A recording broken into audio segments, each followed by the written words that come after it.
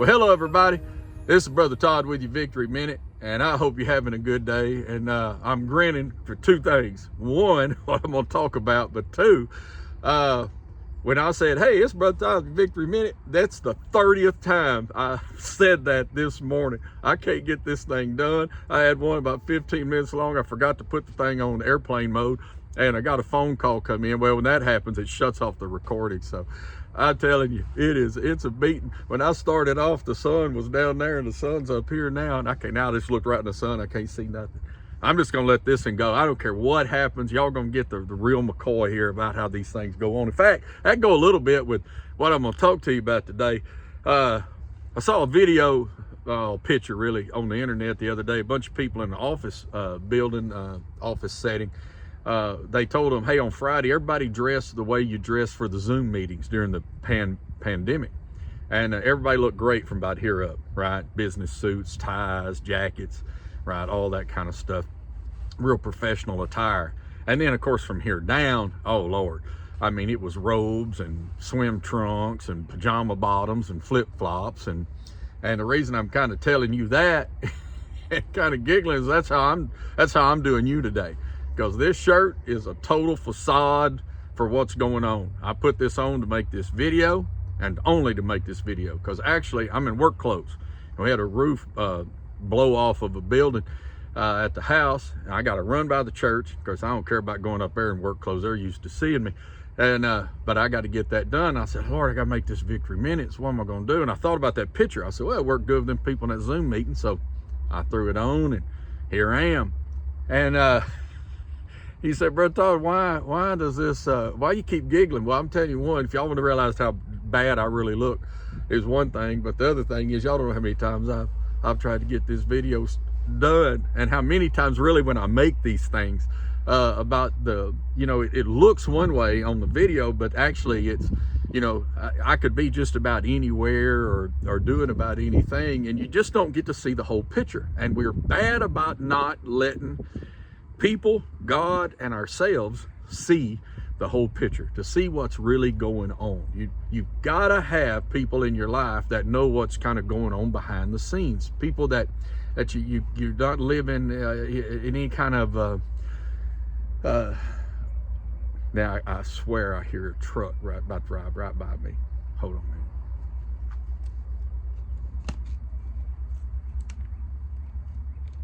I tell y'all, I'm releasing this one. I don't care what happens. But anyway, so unless that sun blinds me again, the reality is with people, with others, you have to grow into that. It takes time to love people, it takes time to trust people, but you've got to have those people in your life that know what your looks mean. Your expressions.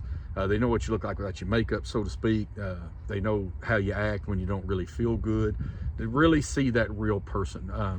In the church setting, if we're not being authentic with each other, we really can't help each other. And I've been in church all my life, and there's more play acting goes on in amongst Christians than there is of Hollywood people making a movie. I mean, we can do all kinds of play acting. We can put on all kinds of fronts, put on all kinds of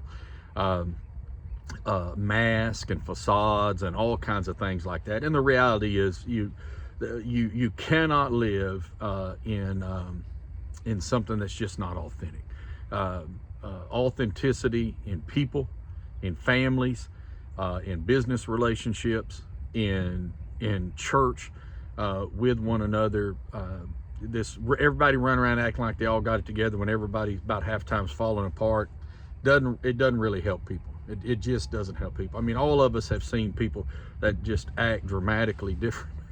That guy at church the other day tell me, he said, preacher, he said, man, he said, some of our guys, he said, they sure talk a lot better up here than they do when they're out in public. They were doing something, there's 3 or 4 of them just rattling off all kinds of profanity. They won't do it around me. Well, I guarantee you, I'll square them up. Profanity's the worst habit you'll ever get yourself into, man. Feeble mind trying to express itself forcibly, and I had the worst habit of it any human you ever saw in your life. And you just you got to get control of that mouth, right? The abundance of the heart, the mouth speaks. But anyway, we can put on those fronts and being fake, it doesn't help. And then we live in a world where lots of people do lots of play acting. We got so many narcissists running around. You know, a narcissistic person, they're either the hero or they're the victim, but they're never the villain, right? And so they're always putting on their fronts and all that kind of stuff. So that's not gonna help you. It's not gonna really help you to grow. But to really build towards others, there's two relationships that you really got to be walking in authenticity with. One is with the Lord, to really letting the Lord walk in with you in the places where you're confused, where you don't really know what's going on. The groanings which can't be uttered, the walking into the real hurts, walking into the big things that we really don't understand. A lot of us have had things happen to us when we were younger or later, but we don't really understand, and we don't know why God allowed them. I mean, we have a sovereign God, so nothing that's ever touched our life has not either been directly done by God or allowed by God. I mean, if you've had horrible things happen to you, God allowed that to happen because God could have stopped it. That's the truth. Why didn't he? Those are places that can cause some real, and I mean for real, deep down questionings that I'm telling you God's big enough for. If you will stay respectful and you will boldly approach the throne of grace, you can find you can be more real with God than you think. Again, you need to be respectful. But at the same time, when you've got things going on that you don't get, you don't understand, they've got you perplexed, God is not opposed to you bringing what's really going on in your head to him. Okay? He squared old Job up a little bit, but he never condemned him. He got on to three of his friends pretty good. But that's just the reality of being real. We can't be connected to God and it not be authentic. And if we've got hurts or I've almost said hurts, habits, hang-ups, because those can all get us, is you've got to be able to learn how to talk with God on those things as you are perplexed. I got things going on right now in ministry and life and stuff that I don't understand. I know where God's going to take it. I done seen that, and I'm trying to walk in that reality of faith and confession, but I don't see how he's working it out. I don't know when he will. He will, but when I talk to him about the need or something like that, I just tell the Lord, I said, Lord, I don't see it. I don't know what's happening, and I have that communion with him. And God sits in the heavens; He does as He pleases, and the judge of this earth will do right. I know those things. It's not a matter of God, you're not doing me right here. It's a matter of I'm in this process and I don't know where I'm fitting. I don't know what to do. Okay. And so I'm going to look to you. I'm going to look to you for the answer. I'm going to look to you for direction, and I'm going to deal with the Lord. But when I'm upset, if I can't be not upset at God, but upset with God, you follow what I'm saying? I'm not mad at him, but if I'm upset and I can't be genuine in front of God, then it's not real. If I can't ever, like with my wife and I, if we can't ever really express what we're feeling, then there's a disconnect there, right? You've got to be able, and again, there's a way to do it, obviously, but the thing is to do it, and don't make it fake. Don't make it fake. Don't come to church be trying to fake God out, because one, you ain't going to do it. That's a show. That's a show, and that's not helping anybody. You got to be, again, we say it all the time, real with God, real with ourselves, real with others. And that's the third thing I want to talk to you about, is I think probably the biggest thing that gets in the way, and that's we never really learn how to be real with ourselves. It's one thing if I'm faking you out with this little shirt, and then there's a different reality going on. But if I've got myself faked out, boy, that'll get you. Jesus said, if your eye's dark, how great's that darkness? If what you think you see, you don't see, man, that's an impossible place to walk. So what do?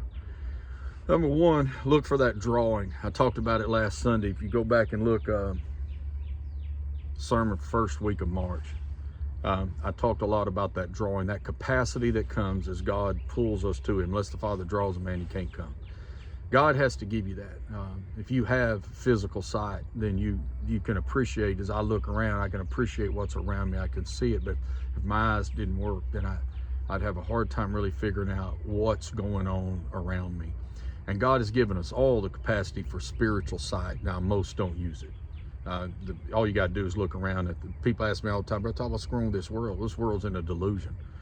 God's given it over to its delusions. And most people can only see that. They can't hear the voice of God, won't hear it, and they can't see. In fact, this Sunday, I'm going to be preaching from one of the very well-known parables about where the sower went out to sow. And I'm only going to look at one part in that, and I'm going to look at what we're going to talk about what Jesus said to the disciples about it. But he quoted Isaiah, and he said that they have eyes, but they don't perceive. They have ears, but they don't understand. It's a terrible thing to have sight, but not have perception. It's a terrible thing to be able to hear a thing, but not understand it. And when we think about really dealing with ourselves, we tend to gloss over a reality. Love is the problem. Now, it's self-love, pride that gets you within yourself. You ever noticed how, like, little Johnny goes out to play in the little league basketball game, and little Johnny's terrible, okay? But little Johnny's got 3 people in the stands.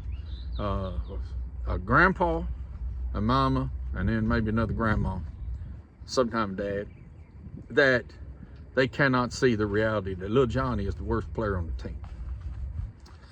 Now, they're mad at the coach because he never lets him play. They're mad at the referees because they're always hindering him. They're mad at this. They're mad at that kid because he always shooting the ball. And he makes all his shots and makes little Johnny look bad. And the truth is, they love little Johnny. And so the fact is, they love him so much they can't see the flaws. I love this. I'll go watch a football game, whatever. And, I'm a realist. So I'm sitting there and, I'm watching the Scary Ross Wildcats play. My nephews play there, and I'm watching them. And somebody on the other team make a good play, and I go, "Boy, that was a good tackle." And everybody will look at me, "Oh, it wasn't." "Oh, yeah, it was. It was." You just don't like the fact that it happened to us. You don't want us to deal with the reality of it, and we just don't see it. And when we love something, and if we love ourselves too much, I'm not saying don't take yourself seriously. I'm just saying, you know what I mean. I'm just saying we can live in such pride and that narcissism I talked about that we just refuse to see things as they are. Men, guys, we are terrible about this. I don't remember who I heard it from first, said most ladies can look in the mirror and they'll see everything that they think is wrong, and they won't see anything that's good. A guy look in the mirror, he'll see the one good thing, and he won't notice anything else going on. How many guys get in the mirror, bring their arm up? I'm not going to flex out here in front of you. I ain't been in the gym in a while, so the old flex is gone. But anyway, that's all they'll see. They'll see one little bump, and they won't notice nothing else. And we live life that way. We get to thinking it's this little picture. It's this little view that I'm giving you right now. But the reality is something else is going on. And you can try to be presenting yourself well, and at the same time, things be pretty ratty. Things be pretty tore up. So you've got to look honestly. When God shows you something, you got to be able to look at it through yourself first. And if you can do that, you won't deceive yourself. And if you're not trying to deceive yourself, you'll recognize there's no reason to try to deceive God. And when you start walking in peace with yourself and God, then brother and sister, you can navigate helping others and being connected to others. Again, to be real with ourselves, to be real with God, to be real with others, is a great place to grow to in life. Well, I've been talking in this in about 14 minutes, and I'm sorry for all the messing around, but y'all don't know, I have stood here so long that my leg hurts. So I'm quitting. I hope this may help to you. And hey, for real, come catch us online Sunday. I think the message will, I think it'll really speak into your life. And I always forget to say this, but guys, hey, be sure and like and subscribe and forward these things. The forwarding of them does more than anything else. If you subscribe to them, you always get a notice when they come out. Be sure to look for us on TikTok. I think we still do Instagram, but I know TikTok and YouTube, and of course on Facebook and the website. But all of those little things, you know, everybody that makes these is always asking you to do. They do help. And nothing, Victory folks, and those of you that watch a lot of these minutes, there's nothing like you taking and forwarding that thing on whatever platform you're watching. If you'll forward it, man, I'm telling you, when you forward it out, there'll be 20 more people end up watching it beyond the one that you just forwarded, because they'll pick it up and it just dominoes out. So anyway, hey, I hope this has been a good help to you. Be with us online or in church on Sunday. All right, see you later. Bye-bye.